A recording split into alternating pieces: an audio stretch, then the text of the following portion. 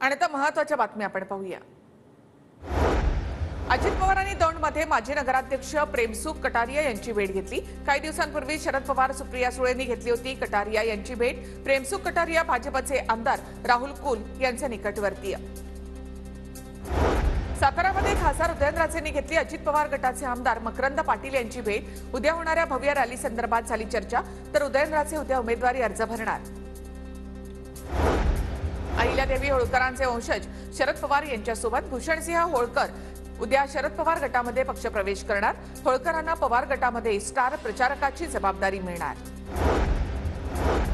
Arvind सावंतांनी Uddhav ठाकरेंकडून AB form स्वीकारला। रावणाचे राज्य जाऊन रामराज्य यावं यासाठी एबी फॉर्म स्वीकारला। ठाकरे गटाचे दक्षिण मुंबईचे उमेदवार अरविंद सावंत यांची प्रतिक्रिया।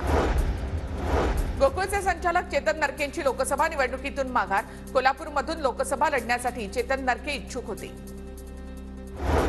मंत्री छगन भुजबळ आणि हेमंत गोडसे एकत्र काळाराम मंदिरात। गोडसेंनी पाया पडत घेतलंय भुजबळांचे आशीर्वाद। नाशिकच्या जागेसाठी दोघांच्या नावाची चर्चा। बाळासाहेब तावरेंची सुनेत्रा पवारांच्या प्रचार प्रमुखपदी नियुक्ती। बारामती विधानसभा मतदारसंघाच्या प्रचार प्रमुख पदाची जबाबदारी कालच बाळासाहेब तावरेंनी शरद पवारांची भेट घेतली होती। एकनाथ खडसेंना जीवे मारण्याची धमकी।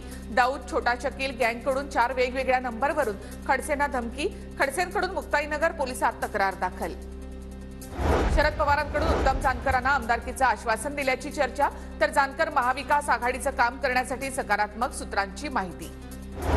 उत्तम जानकर सोबत असावेत माळशिरसच्या जनतेची इच्छा।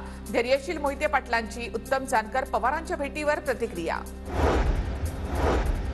नागपूरमध्ये पोद्दारेश्वर राम मंदिराची शोभायात्रा। शोभायात्रेमध्ये सरसंघचालक डॉक्टर मोहन भागवत, उपमुख्यमंत्री देवेंद्र फडणवीस, चंद्रशेखर बावनकुळे यांची उपस्थिती, तर शोभायात्रेमध्ये पौराणिक कथांवर आधारित 84 चित्ररथांचा सहभाग।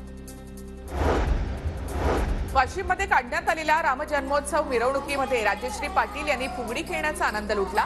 महायुतीच्या राजश्री पाटील यवतमाळ वाशिमच्या लोकसभा उमेदवार।